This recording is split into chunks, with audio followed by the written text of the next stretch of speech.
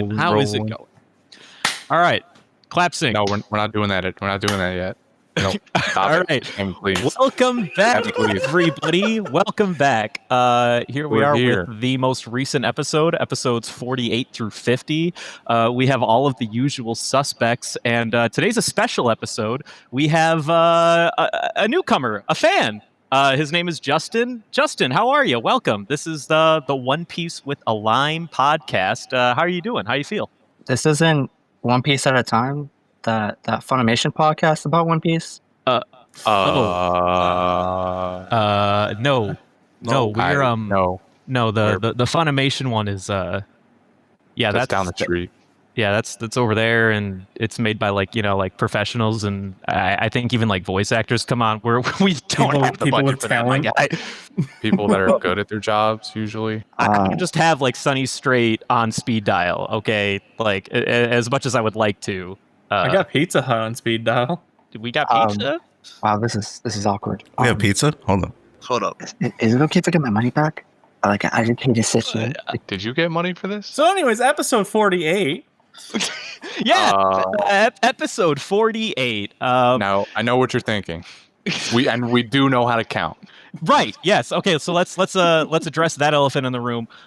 We skipped 46 and 47 because there is only one piece of canon that actually happens in 47, and we have decided that unless it is, rather, by we I mean a certain select couple of people in this group have decided that only non-canon that attributes to the character development of the individuals matters. We're just gonna fucking move past it. So sorry, Buggy fans. We know that 46 and 47 are, the toppest of tier, but we skipped over the majority of it. Episode 48 starts us off. The crew arrives at Loguetown, the entrance place to the Grand Line from the East Blue, and it's also the place where Gold Roger was both born and executed. The gang kind of splits up pretty much right away to go get supplies, and personal items have their own little time in the new town that they managed to get across to. And then the big thing that we find out is that Zoro wants to get new swords. He's talking with Nami, like, hey, can I borrow some money? Nami's like, oh, well, I'll give you some fucking money. And we all know that two of his 3 swords were shattered by Mihawk, and he happens, while searching for new swords, he manages to meet up with a woman by the name of Tashigi, who shares a very keen resemblance to a certain friend of his from his childhood named Kuina.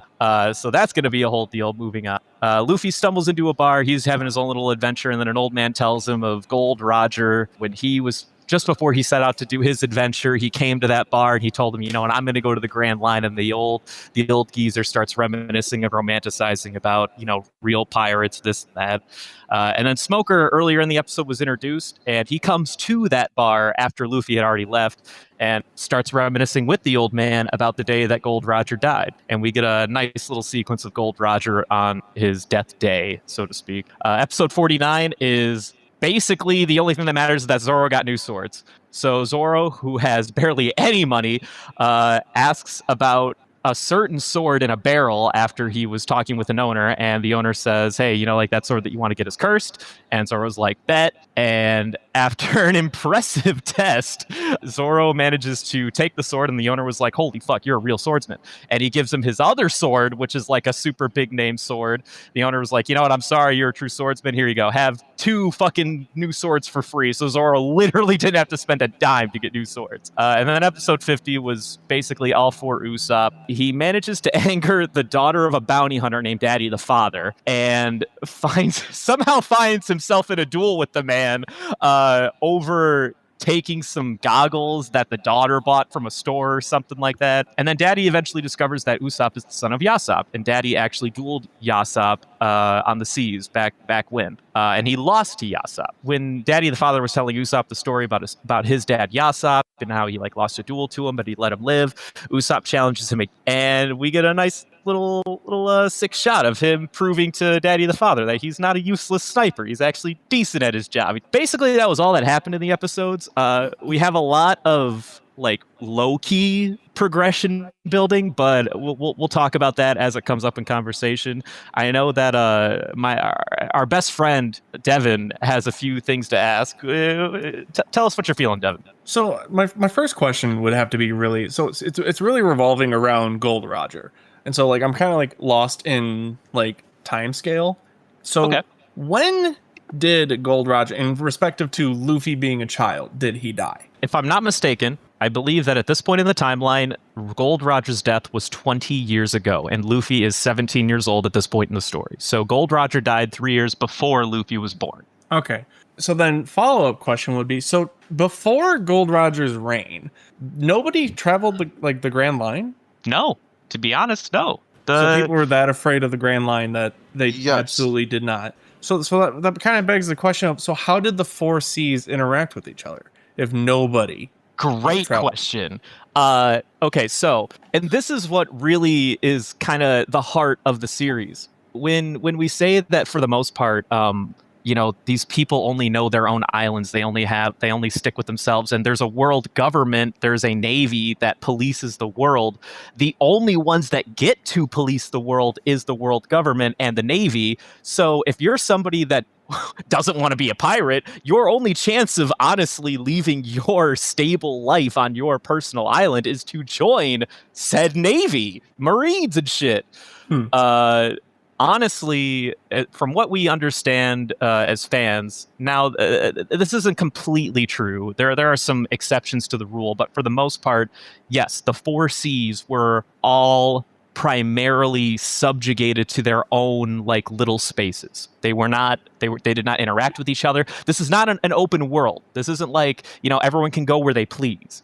Honestly, the only people who go where they please are pirates, and that's why this is a show about pirates taking on the open seas and going to new and strange lands and whatever. Before Gold Roger, everyone just kind of took their personal life and an island for granted and said, hey, this is a good enough life. And then, Gold Roger comes through, and what they tried to explain in the little brief, dream sequence of when he was executed, he started the Great Pirate Era.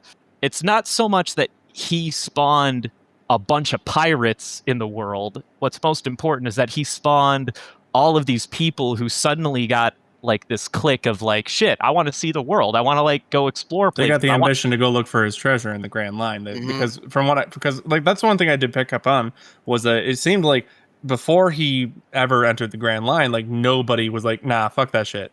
Like they were like, I ain't going in there. Like you can't make me. And then afterwards, after he came back and everything and told everyone, hey, go to the Grand Line, there's my One Piece, you know what I mean? Like go get my One Piece or whatever. Part of me has this like weird inkling of a feeling that there isn't a treasure. He was just like, psych, go have fun traveling the world. So while we're talking about it, I mean, the show isn't over as of the making of this podcast. I don't know how long we're going to be doing it for, hopefully for until it ends. But the series is not done. And I can't tell you that there is or is not a One Piece, but I can tell you for a fact that the author has said, no, there is at least something, there is a tangible object, and it is not like the value of friendship or the friends we made along the way sort of deal. It's something, there is a treasure, there is something.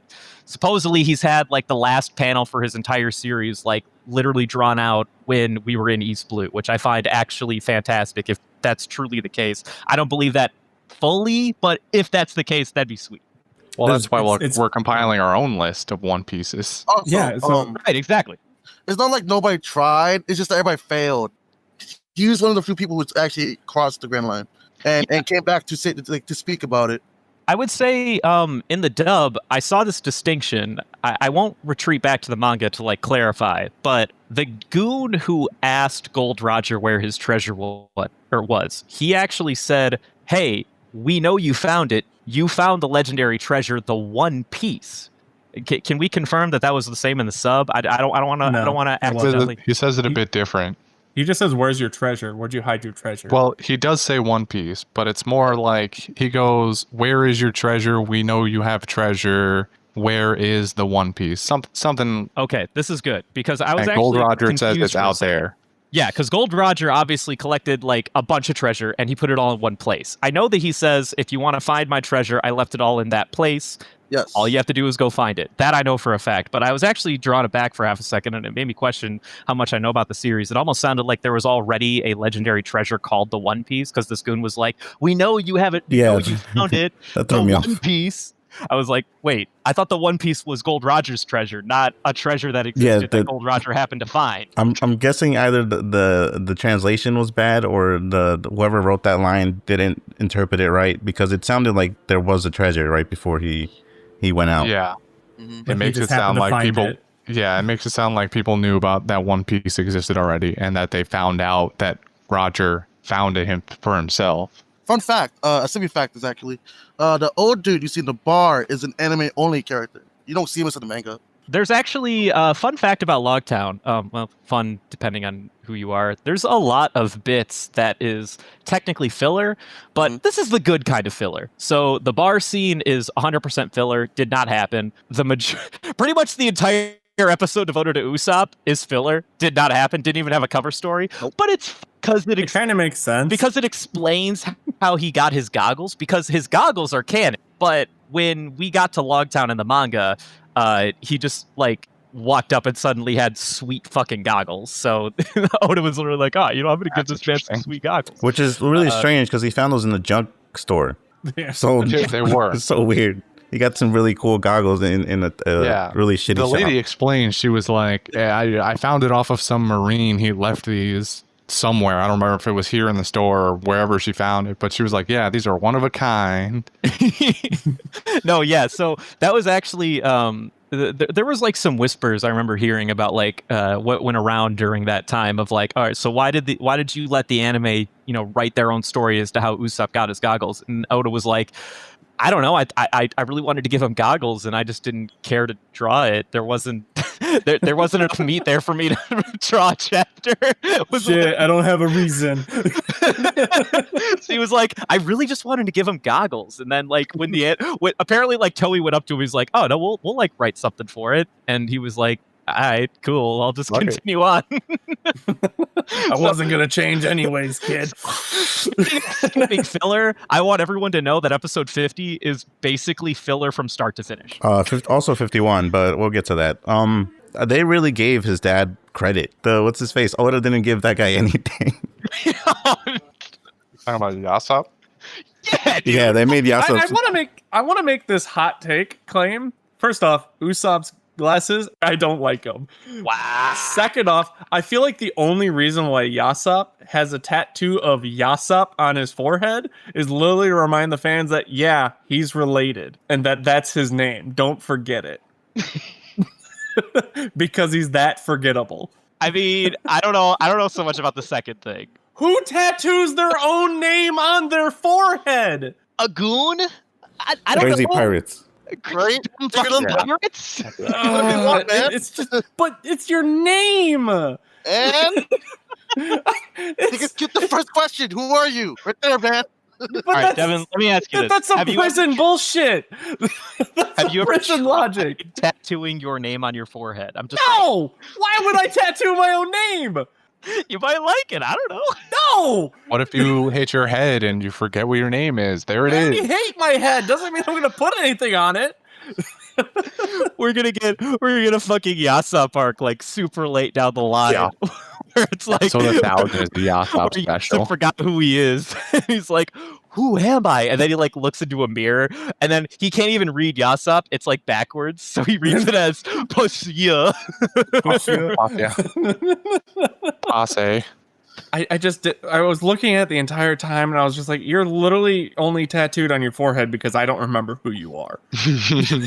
Like that was my only thought the entire time watching that whole flashback of him kicking some literal Clint Eastwood copy paste, but like weirded, like changed slightly to not be Clint Eastwood cowboy.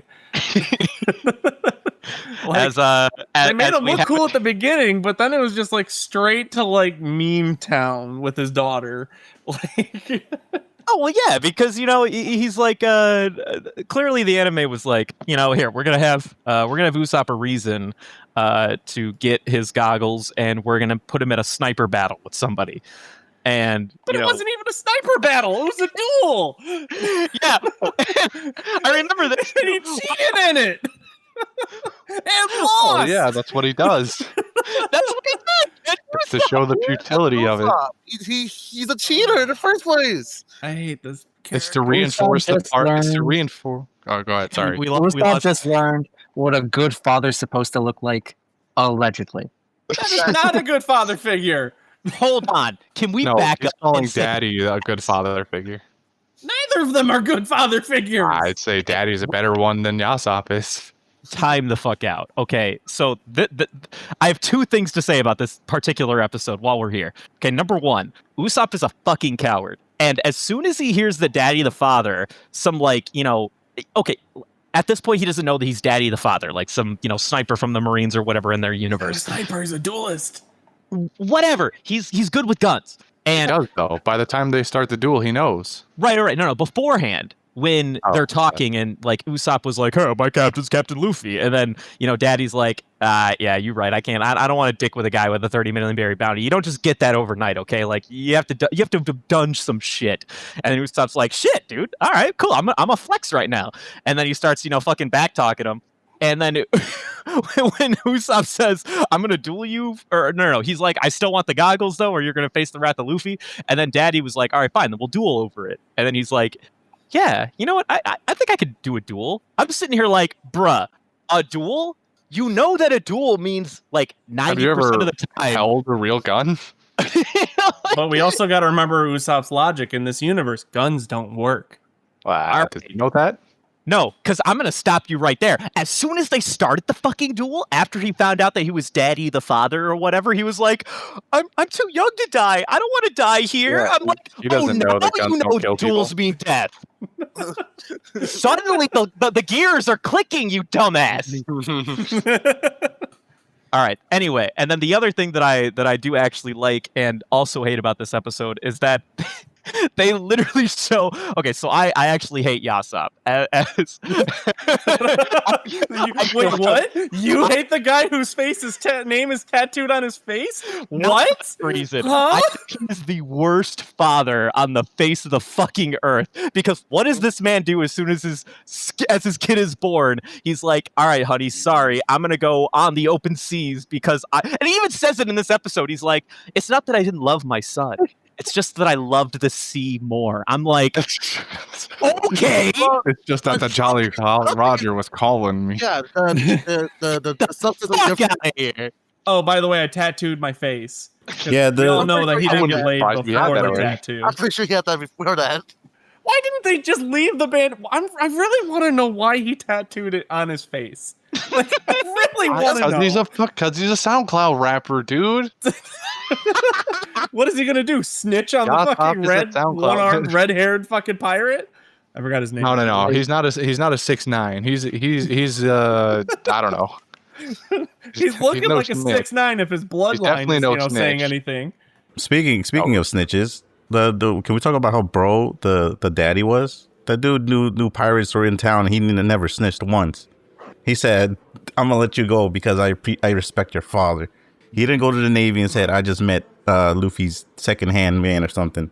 Yo, facts, dude. He was like, "Yeah, dude, I just like totally hooked up with some pirates. I saw this kid. His name was Usopp. He's the son of literally the only man to ever beat me in a duel, and I'm not gonna tell anybody about it." This is What fine. a fucking bro. This is okay. And Nami hearing about the duel, and she's like, "What kind of sucker is gonna challenge?" What kind of idiot? Oh, that kind. That idiot. sort of idiot, of course. She literally answered her own question, like in the Yeah. thought. She was like, "What kind of?" She does fucking that twice dumbass?" during these episodes, doesn't So- she? She has a different bit somewhere before this, right? There's something wanna else with one of the other characters. It was Zoro, wasn't it? I Yeah, know. it was Zoro because she sees Zoro outside the Marine headquarters with the fucking bucket of water and the mop. And why is he there? And she goes, "What the?" She was, "What the fuck is Zoro doing here?" I'm gonna pretend I didn't see this. Yeah, I don't know that guy. Who is that? So speaking or continuing on with the part to talk about the duel, though, there was a line afterwards when Usopp, like the end of the episode, he makes this line, and in my notes I specifically write this. It's, "I'm going to be a brave man like Daddy too." And my first thought, and I wrote it in big fucking bold letters, is, "No, the fuck you are not." Well, you don't know that. You don't know that. I'm like, I know your character at this point. No, you're not. You're gonna bitch out at some other pointless time again and again. You are not gonna be a brave man. Okay. Shut the fuck up, you goggle ass motherfucking chive ass bitch. Of like 1,000. He could change it 1,000 episodes. You don't know. No. All right. So I think what's important there is, even though this is a filler line while we're on the topic, what's important here is that Usopp as a character, his definition of bravery is obviously going to be different than literally every other character in the Straw Hats, because the majority of the Straw Hats can actually fight and like be useful. And Usopp, time and time again, will prove that he is just a normal schmuck with an above average ability to shoot things with a slingshot. He's going to be faced with challenges that he's going to run from, but then realize that, you know what? Nah, I ain't gonna run. I ain't gonna be a little bitch. He's the most normal dude ever on board of a ship full of goons that either have special training or like super gods. Usopp is like, but he's the only one who's intelligent besides like Nami, because he knows when he can't fight somebody. He's like, what the fuck am I gonna do to this guy? So fucking pepper in this slingshot. I'm gonna stick out of here. No, Usopp's literally like, oh, dude, I shoot things with a slingshot, and then he's like fighting a goon with swords. He's like, you are literally my counter. I shouldn't be fighting you right now. Oh no. I am a ranged character. You are a melee, sir. You need to stop there, and I need to call my friend Zoro for a second. He gives bravery that is different than other characters, even though he is the coward of the group. I'll always defend him and be like, hey, you know, my boy recognizes that he's outclassed. Again, but Brendan, we know things, they don't know things. You know, we're a filler episode. I'm just glad they had a Panda Man inside of it, though. Shit. Oh, did I miss Panda Man? 1518 on the dot. Wait, that's episode 50? No. Yeah, episode 50. No. God, I missed him. I missed him too. Was he in the crowd of people? Yep, in the crowd of people. Ah, damn. During the showdown. After the showdown got shot, you see them saying, you see Panda Man in the background. Damn. Shit, I didn't know. I know there's one coming up, but I didn't think this was it. Fuck. I'm upset. God, I've been looking for him. We missed the tension, man. It was the tension. I had to do a super slow down because it went there for a little second. It was a literal second. Oh, is it like literally just Simmy's a split fucking second? here frame by framing this fucking shit, going like, where is he? I guess I don't feel that bad anymore. If it's like literally 10 frames, then I don't care that much. It's literally you see them say. So don't get me wrong, that the whole like scene with like the cursed sword, like seeing like, you know, like the whole like interaction of him throwing it in the air and like not cutting his fucking arm off. But you guys see my photo where it's sunk all the way into the fucking ground. It's also with different shots and angles that they take. It's in varying degrees of in the floor too. Like the first shot they have, it's like an inch or two in there, like it's solid. And then this pops up where it's fucking hilt deep. In. It's hilt deep in the fucking wood. And like, it makes me question, like, so is this house built like out of particle board? Is this house built also like 2 feet off, 3 feet off the ground? Not only is it built out of particle board, it's also built on the softest dirt you've ever felt in your entire. You could sleep on that dirt and not realize you were sleeping on dirt. So you might want to explain what happened here.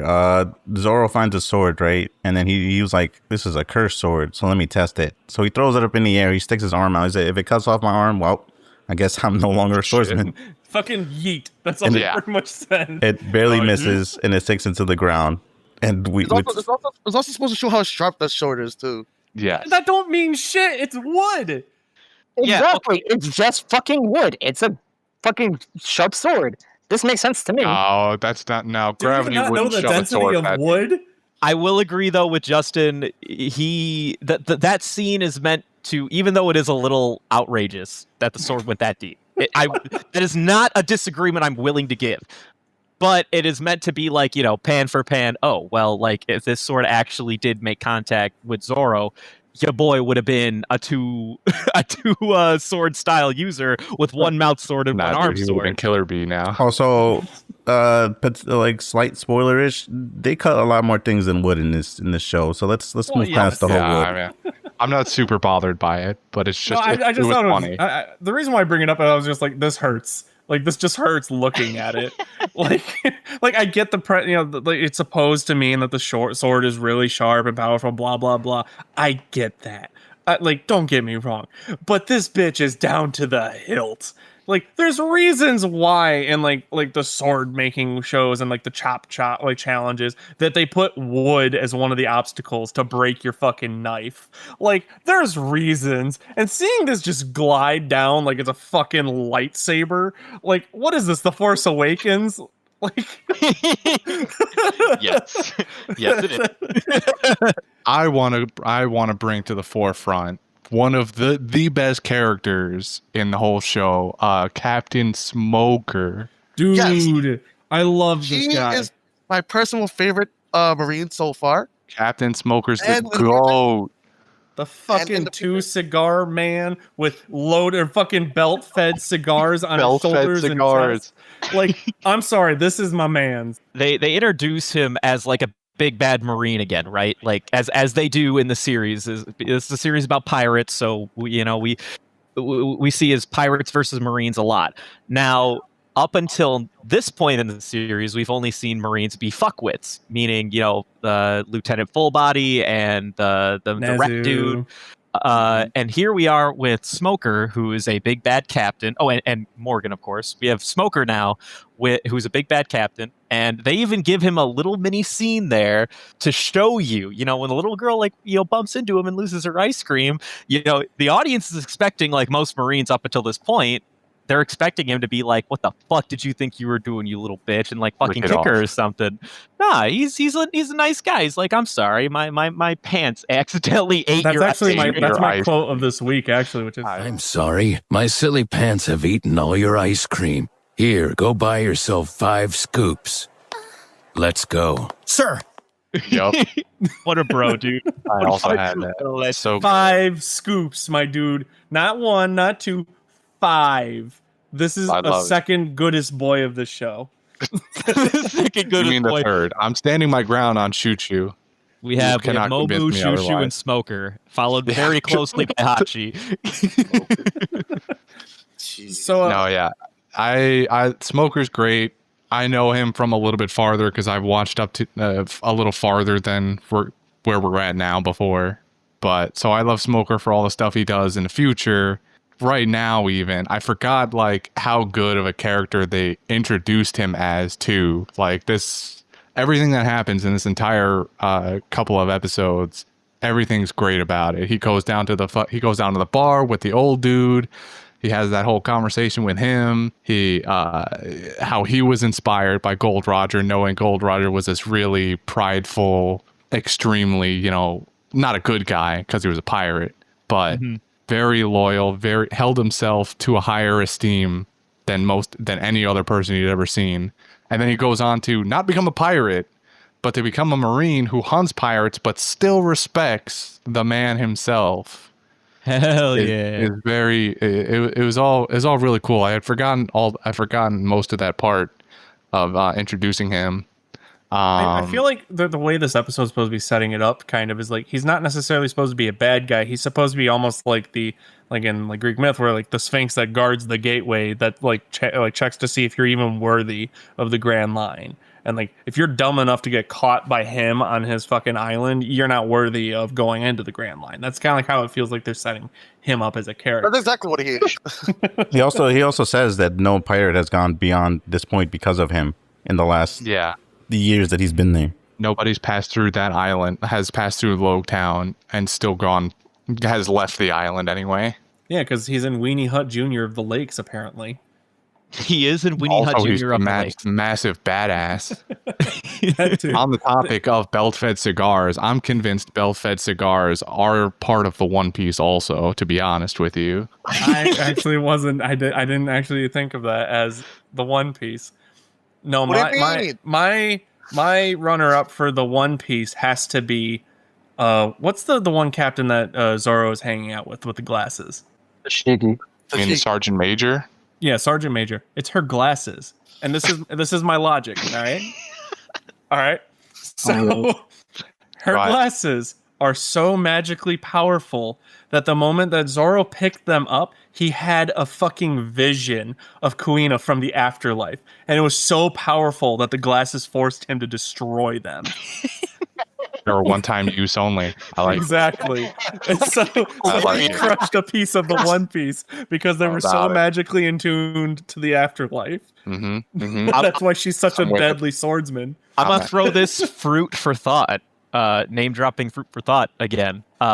What if Tashigi looks nothing like Kuina, but instead Zoro is imprinting Kuina's face on this poor, unsuspecting Yeah. girl? Indoctrination theory. I like Yeah. it. Yeah, Yeah. because the One Piece is so powerful. Also, Hello. other theory. What if she'd never died and she hit her head so hard she had amnesia and kind of So disappeared? everyone just covered for her. No, she I mean, it would disappeared explain and why she falls over all the time. yeah, like she's really clumsy. That's center of balance. She looks a lot like her. Uses the same sword styles. We never really see the body of the other girl, which is purposeful. You know, you don't want to see that. But I'm just saying, they really drive it home. But here's the thing. I actually think that's actually what's happening, and the fact that it's the real answer means fuck you. Get that shit out of my face. I ain't gonna listen. So, just for anyone unaware, the mystery behind this girl is still yet unsolved. Just because she happens to look like Kuina, even people who are current with the manga will not know whether or not she truly is Kuina. Just so everyone's aware. Yes. So while we're on that topic, that's probably what really happened. And in which case, fuck you, Jordy. Get that normal shit out of my. Get the canon bullshit out of my wait, Out okay, of my wait. fan fiction. I didn't even know all that because later on they changed the way she looks and she looks nothing like her again. Well, yeah. I mean, that's like it's neither here. Don't worry about all that part. We'll get there eventually when we're at Well, like no, episode. honestly, Jordy, 600. I do agree with you. I thought the same thing too when I first saw it. I was like, that looks almost identical to her. That might be the case because we never see her. What if she faked her death so she could travel the world and become a great swordsman? Like, we don't know. Oh, Yeah, that wouldn't explain her unknowing stuff, Zoro, though, unless she's like a really good actress. I mean, that's what I mean. That rock fucked her up. Yeah, Because the amnesia glasses part. are trying I think. to kill her. They were calling to her. That's why she fell originally, broke her fucking head. That's why she has no balance anymore because the fucking glasses were on her face for too long. Now that the glasses are destroyed, she is now able to grow and become a strong swordswoman. But what's it called? The fact that she looked at Zoro and said, "You look like a bum. You want a job?" It frustrates me how Kushina is so clumsy and airheaded, yet somehow still kind of smart and like giftedly coordinated as a swordswoman. It's because of the magic Well, and curse That's like of the that's like an One actual Piece. science thing, though. Like there are plenty of people who have like what's the one? Is that the one that? What's the one that makes your hand shaky, or you have like tics? And, Parkinson's, I believe. There's plenty of instances of like people who have Parkinson's, but they can like play the piano like they're goddamn Mozart. So Yeah, it's because it uses a different part of your brain. Yeah, Just like with exactly. people who have Tourette's, they can Yeah. sing, but they can't talk. different Or- motor no, it might skills not be for different Tourette's, parts it of the might be, brain. Stutter. I made a mental note for when he trying to get 3 swords, and she goes, "Oh, you use 3 swords? I know a guy who's a bounty hunter. Who I know a uses 3 bounty swords." hunter. I Yeah, know a bounty hunter that uses 3 Yeah. swords. massive airhead. Because in the Swings his sub, life away. she mentions the fact of like, oh, he must just like swords. That he must be a collector. That's her rationale for it. I feel like if random goon marines can take one look at Zoro with 3 brushes in his mouth, not swords, or just carrying 3 brushes and go, "This is Zoro, the famous bounty hunter." Why doesn't her, a sergeant major, right hand woman of the Captain Smoker, not know what Zoro looks like? I will say before we get carried away, I know we've been talking a lot. Is there any interest in talking about the Owazamono like portion of episode 49? Do you want to talk about swords? Do we want to talk about swords? Because this was the episode I was talking about where they explain very quickly how the hierarchy of the swords in this universe works. From what I could understand from it, it was almost like, again, like you said, it was very easy to gloss over. And it's like all I could understand was there was like they're all named the same thing, but like Mark 1, Okay. Mark 2, Mark 3, and that's Okay, all I so- understood. I can do this. There are like 3. There's 3 hierarchies for the swords. Okay, so there's the 12. There's the 12 supremely skillful, the 21 great achievements, and then there's the 50 skillful works. This is a real world hierarchy of katanas in feudal Japan. It was originally released in a story. I have this written down. So if there are any purebloods out there that know all about this, please correct me later. There was a magazine or a book about katanas, probably referenced in part by the Kuina flipping through pages, called the Kaiho Kenshaku. I hope I'm pronouncing it correctly. Released back in 1815, written by a gentleman by the name of Yamada Aseman.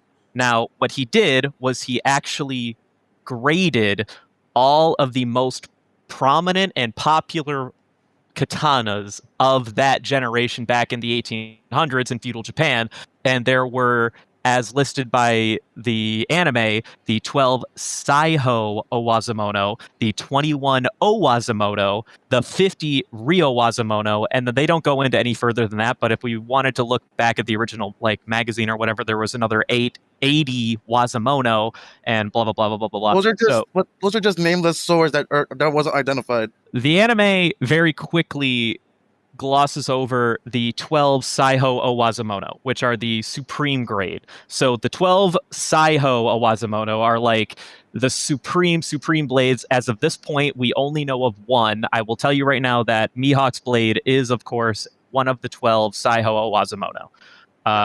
So where does Zoro's swords Which one? in that? All Yes, of them. I said swords. Okay, so Zoro. the one that he got from Kuina is in the 21 great achievements. The other two swords belong in the 50. So the fucking white sword that he got from Kuina is in the 21. It is one of the 21 Owazamono, not the 12 Saijo Owazamono, one of the 21 Owazamono. There are two separate classes. Mhm. Then the sword that he got from the shopkeeper, that was his best sword that he had in-house, is one of the 50 Ryowazamono. So are the 50 better than the 20? Yeah, It worse. goes 12, 21, 50. And then we get... Think of a triangle. Yes. I'm literally thinking of the food pyramid. Like Yeah. that's Yeah, literally exactly like that. The 12 are at the very top. Next step down is the 21, and then next step down is the 50. Just 50. His cursed blade is one of the Wazamono. It is not one of the 21. It is not one of the 50 Ryowazamono. So the cursed blade is actually his worst graded sword of the three he currently owns. Yes. They make it seem really special though. Is this shopkeeper remotely important, considering he has one of these amazing blades? He doesn't have one. He had 3 or 2. Well, he had a cursed blade that he wanted nothing to do with. I don't care about that. But his family heirloom was one of these really important named swords. Is he remotely important at all? I really want to dive more into the question of why the fuck did he give him away for free? Because The cursed blade I can see. Bro, I don't know. His line specifically is, I'm going to give this man my dream, because what is his dream? He knows he's not an accomplished swordsman. So the close second that he has is to see one of his blades, be wielded by one of the greatest swordsmen of generation or of all time. And I mean, I can vibe with that. I can understand it. I won't necessarily say that, it makes sense that this dude was like, man, this goon just threw a sword in the air, didn't chop his arm off. I'm going to give him another sword for free. I just like that's his standard. Regardless, moving on. No, let's just move but I on. agree completely. I mean, is it fine? Like, is it annoying that like suddenly he's just like giving away all of his shit for free? Yes, it's a little weird. It's a little annoying from our perspective. But this is everything in this world. It always comes back to what is your dream? What is your drive? What is your sense of adventure? What is your like when you show that you have the capacity to fulfill a dream, suddenly it's like, you know what? You're worth betting on. I'm done. I'm out of here. Get this shit out of my face. Fucking take 2 swords. Take 5. I don't fucking care. He's also not the only one that goes through this. Luffy also goes through this with the bar owner, where the bar owner goes, "Oh, I've this is the first time in a while I've seen someone with this much ambition. Maybe I'll keep the bar open because clearly people are still going out there and doing the one thing Gold Roger really wanted." So, the old man in the bar's name is Raul. And the sword shop keep guy's name is Ippon Matsu. Man, Oh, Grandpa yeah. was fucking jacked when he was younger too. Yeah, Holy dude. hell! What happened to him? He shrank like a He motherfucker. shrank like a The Great Pirate raisin, Depression. dude. Hit really it's hard. anime logic, my guy. I know it's What- anime grandpa logic. We haven't discussed it, but the new opening. What do people think? Yes, I didn't. I Like liked it.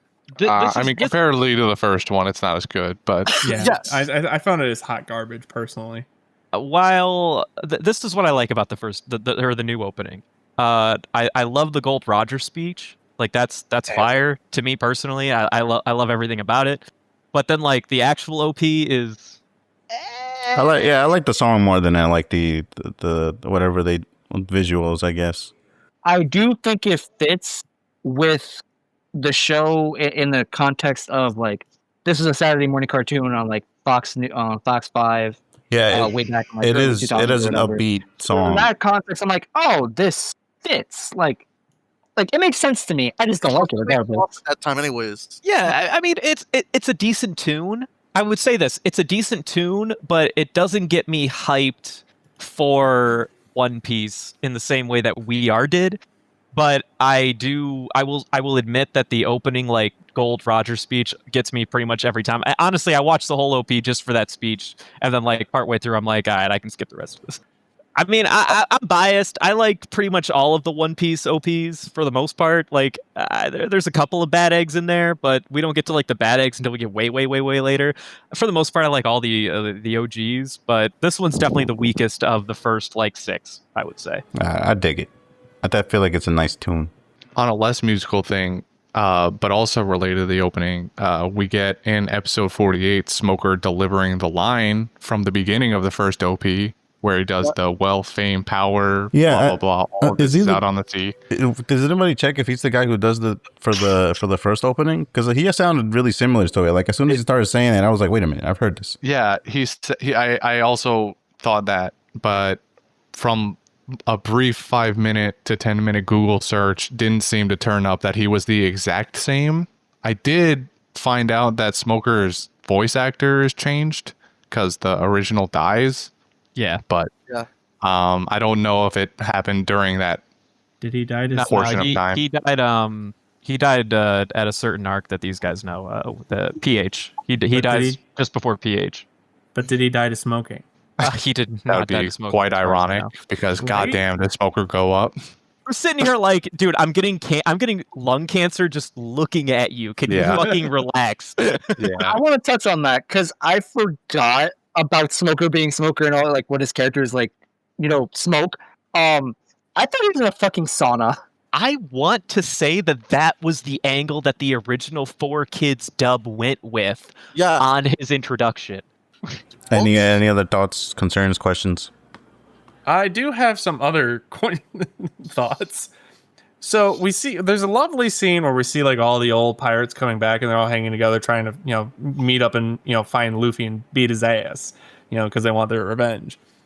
Why are they all wearing robes? And second off, if you're trying to be inconspicuous, why are you riding on a goddamn lion? Something Brendan never went over was the 2 episodes that we skipped. If you could just give a quick summary, Brendan, on what happened in those 2 episodes, because it explains these road mysterious really just people. 47, isn't it? Yeah, I mean, in 46 and 47, we find out that Buggy has decided to do his revenge at, he wants to kill Luffy, and then he meets up with the random bitch that Sanji was infatuated with in episode 48. She is still unnamed currently, but for whatever reason, she also wants to kill Luffy, so it's probably either someone... is. Shit. I know who What she about is. it? Come Don't on. worry about it. Don't worry about it. So yeah, like she shows up. She's like, "Hey, we're gonna kill this Straw Hat Luffy motherfucker," and Buggy's like, "All right, bet." And yeah, then that brings us to why are they wearing robes? Well, to make themselves inconspicuous. Now, But you're riding on a goddamn lion. I don't have an answer for that. I don't have a response. Like, everyone else, clearly totally okay. fine. I totally get it. Buggy hiding his hat, totally get it. You're on a goddamn lion. That is not conspicuous at all, or inconspicuous at all. What the fuck? Nothing you can say about that. That's just One Piece logic. Anything One else? thing that did bother me in the show, what episode was it? I think it was 48. It was when I believe it was Nami walking into one of the shops. she was buying from the woman, the female shopkeeper. The way the woman was talking about Smoker and like how like the island operates or whatever. Some say Smoker has devil fruit powers, and I'm like, how do you not have that confirmed? Like, I find that hard to believe. Because he smokes a lot, and his magic is clearly smoking. So, like, it's really hard when you have 3 cigars in your mouth and a belt-fed cigar gun in for your face. Oh, honestly, that's not too far. Yeah, honestly, my boy's got a point here. Like, how do you know for sure he's a devil fruit user? He just might be a serial smoker to the point where there's just smoke Healthy around fucking him smoke. all the fucking time. So a working theory is that anytime Smoker fights, he just makes a smoke screen either with the power or his actual Yeah. power, and no one can tell the difference. That is, yeah. I mean, yeah. That is pretty much it. You have hit the nail on the head. I guess the implication is that he never really goes full out. He's never really had to actually try at anything against these pirates. He's never had to use his devil fruit powers. Like you said in the episode where he fought against Luffy for like literally a second. Did he actually fight though? Luffy just rubber banded himself to disaster. Let's be real. That wasn't a fight. That was literally Luffy going, "Whoa! I slipped on a banana and now I'm in a different country." Want to move on to this? I just had one quick question though. All of this Gold Roger getting arrested and executed begs the question: how and why? Yeah, I wanted to ask that too. Oh, how you mean and why? How he got? How did he get caught, and why is he letting himself get executed? That will be answered eventually. Yeah. The answer to that is, I would say, borderline spoilers, but I can say the how is, at the very least, he wasn't exactly against getting caught. Yeah, there's straight up no way that he gets caught because someone overpowered him. Obviously, he let himself be caught or turned himself in, whatever it is. I just the more important question is why. My assumption at this point going forward, kind of based off of our earlier discussion, is just that he wanted to give people a reason to go to the Grand Line and explore the world. That's that's the working theory that we've kind of already worked through. Yeah, no, I mean that's a great answer, and that's a decent. That's a decent answer. Why you would give? Why would you give up your entire life for it? Why can't you just go missing like the dude in the dream to follow? Just go missing with your treasure, and still have people go, man, I wonder where Gold Roger went. Yeah, these questions will be answered eventually, but we won't be there for a minute. So let's. But really quick, like what I love about. Like that's the same question that, you know, as the audience, we have that question, and that's what that entire scene is meant to like showcase, that everyone in the crowd has the same question. Like, you know, why did you give yourself up? You know, where the fuck is your treasure? And, you know, why is this happening now all of a sudden? Like, you were the king, you did it. Like you basically had the world like at your fingertips. Now all of a sudden, like, you're just a little punk bitch. I think my favorite part about that whole scene is just watching. Well, first off, the logic of like, you have the most dangerous pirate in the entire world, and you only have 2 guards with him. Okay, whatever, we'll ignore that.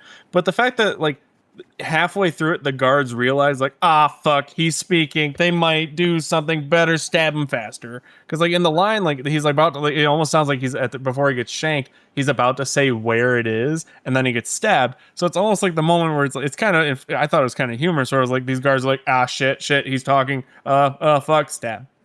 I mean, it is supposed to be like that. Like the goons are supposed to be like, all right, we got to keep this fucker from talking, but more so from keeping the public of being like, wait a minute, there's a treasure out there. Like, I could become a fucking millionaire overnight if I just go out and find this goddamn treasure. Exactly. That's supposed to be like the impression. No, that's meant to be there, because honestly, that is what sparks. That's what it's trying to drive home. That moment is what sparks the pirate era. All of these motherfuckers out here are just out there for greed. Like, they just want his fucking money.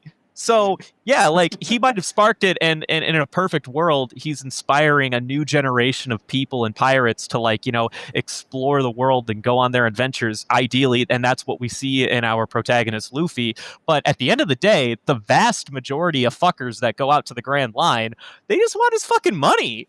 And that's exactly what, the Marines are like, oh fuck, we gotta stop this asshole because he's gonna fuck some shit up. He's gonna make it really hard for us in the near future if we let him keep talking. And of course, like Arguably the biggest blunder the Marines have ever done. facts. They literally gave him a platform to incite the world to become an anarchist like fucking society. That it's Yes, they did. That is a huge blunder on the Marines' part because they wanted to make an example of him. And what ended up happening instead? Shit. This is not at all how I thought it was going to turn out to be. We'll revisit this, because obviously the death of Gold Roger is a very prominent, focal point of the series. But that's a question I bring back to you. They wanted to make an example of him, and what did they accomplish? It also kind of makes me wonder, thinking about Gold Roger, because throughout the rest of the show, you don't really think about Gold Roger. You think about Luffy and his journey getting to the One Piece. You don't think about what is the One Piece, and you know what I mean. But this episode made me think about it as what devil fruit power did fucking Gold Roger have? Ooh, that's a question, isn't it? That's a good question. Did he have one? Yeah, did he? Did he have one? Did he not? I'm willing to believe, like Mihawk, he doesn't have one. He's just fucking nuts. Mm-hmm. So golden hand time. We're gonna Honestly, do golden I have hammer. to You want to give do more quotes? Few. I mean, I'll say this: I had 3 quotes that stood out to me. Only one of which I want to say is a good quote. So I don't know what it was in the sub. I don't know what it was in the sub, but I want to believe the dub took a decision here. It was right after Daddy the Father looked at Luffy's bounty, and Usopp was like, "Yeah, I'm a part of the Straw Hat Pirates. Blah, you can't kill me." And then Daddy the Father's like, "You're right, I shouldn't, because a 30 million berry bounty dude is way above my league, and I don't want to risk my life like that." And then literally, Usopp was like, Scared him off just like that? I guess I don't know how truly terrifying I am. Time to flex. I had one when Daddy's getting assaulted by the goons, and he just 1-2 Ks them. He finally he looks at the youngest guy there. He says, "Why don't you run on home, kid, and see if your mom's got supper ready?" Yeah, that was different. I got 3 quotes. The number 48 from Smoker after he beats up the Crescent Moon pirates. And one of the Marine guys was like, That's amazing, Captain. You captured Luffy all by yourself. You're a complete idiot. This isn't Luffy. Anyone could tell that. If this garbage was worth 30 million, I'd become a pirate. and then at episode 50, 1758, where after Yasopp beats father, Yasopp was like, You Marines may have to follow the rules and do everything by the book, but the best part about being a pirate is that I can do whatever I want, whenever I want. Later. "Shit." "Yeah, that's a good one." Yeah, That is a good one, line. and I know for a fact that was the same in both because I did originally watch this in the sub. and my last quote is, "Kampai to the Eternal Pirate King." Hey, Hell yeah! drinking milk, by the way. Hell yeah! I just had one other quote because we took one of mine earlier, but it was when the random goons catch Zoro in the Marine base. One of the random goons goes, "He's cleaning our floors, that fiend." A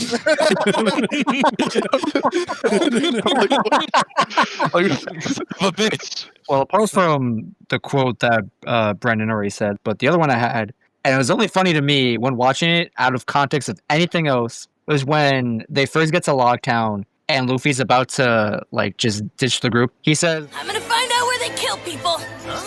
and I was like, wait, what? Is that what they say in the dub? That is in the book. What the fuck? Fucked up. Jesus Christ. Then they look at him and they're like, I mean, I don't even know what they do in the sub because they ask him what the fuck do you mean? And he's like, yeah, I want to find the executioner platform. So it's an entire bit that must be translated differently in the sub, I guess. He straight up says the executioner platform, and then he doubles down and says, "I want to see where they killed Roger." He does call it the executioner platform. He just leads with, That's I'm fair. going to go where they kill people. Yeah, no. I like that bit. Jesus Christ. Again, That's so my quote is literally the one I said earlier. I only have the one with just the execution of that line and how menacing it was. Like, it's so menacing, fucking- yet heartwarming. Exactly. And so it hit so good. And that's why I just had to leave as my one and only. Like It's great because the kid looks confused too. Like fucking, she looks up at Smoker, goes like, "Pants don't eat things. What the fuck are you talking about?" And like the dad's like worried like he's gonna fucking kill her, a third grader, and she's like, "You dumb bitch! Like pants don't fucking eat idiot. food." This fucking idiot doesn't know that pants don't eat food. Look at this jackass. And then he hands her the coin, and she goes, "Oh shit, thanks, dude." Typical third grade. That's mint acting. I'm telling you, he's the goodest boy. I'm not arguing with you. I don't care. I agree what anyone wholeheartedly. says. Yeah, he's actually so far one of my favorite character designs of so far. Well, definitely that. Because But even up to the point where I belt-fed stopped. cigar thing, belt-fed cigars. I'm a cigar guy. That just hit me on a different level. Like I'm just sitting there thinking, like, dude, And if I had to cosplay anything, the one thing that I would want is dual wielding cigars in my mouth and a belt-fed fucking cigar pouch. People cosplay Smoker. He's a popular cosplay. I believe it. I'm just curious about I've tried to hold like one cigar in my mouth and function as a human being, like walking around and shit. I can't imagine fucking having two in your mouth and trying to have a conversation. Years of practice. Smoking. Do you see that jaw, man? Smoker is constantly chewing on cigars all day long. He probably sleeps with fucking cigars in his mouth. We were first introduced to him. He didn't even have a cigar in his mouth in the first place. No. True. Yes, he did. Yes, But he definitely did, didn't he? Yeah, he did. He definitely did. He He had cigars in his mouth. He had to have. He was filling the room. room. Stacking the rocks with like, smoke all around him. well, Where the fuck I does mean, smoke come from? That's a little bit of a spoiler for his actual power. But where did the smoke come from? Well, you'll find out. You'll find out. But we won't. Sauna, what are you talking about? Yeah, it's a sauna. So we pretty much are on agreement that Smoker gets going hand pretty much here, right? Hell yeah. Yeah. I mean, the only potential number 2 would probably be Roger. Tashigi. Nah, Roger. Well, I mean, stories. Actually, I rescind that statement. Grandpa. Grandpa. Old grandpa in the bar. Right, Jacked. Yeah, not the old raisin that we know now. Jacked grandpa from 20 years ago. I think we're all in agreement. It's 100% Smoker. Smoker is a great breath of fresh air, both amongst the Marines, and what a sweet character design. And in Super general, cool. yeah. I love Smoker. He's the very first good Marine we find. He is our introduction to not asshole Marine. So that's everything, right? I think that's everything. I'm upset I missed Panda Man. All in all, pretty good, pretty solid. Go on. Hey, Justin. Yeah. You didn't pay for this, but thanks. Or you did pay for it, but I thanks. never got charged $30. I still not that bad. Whatever. Sorry. No refund. Yeah, you won't be getting that back. Sorry. You won't see that $30 again. Bye. Get out. Go home.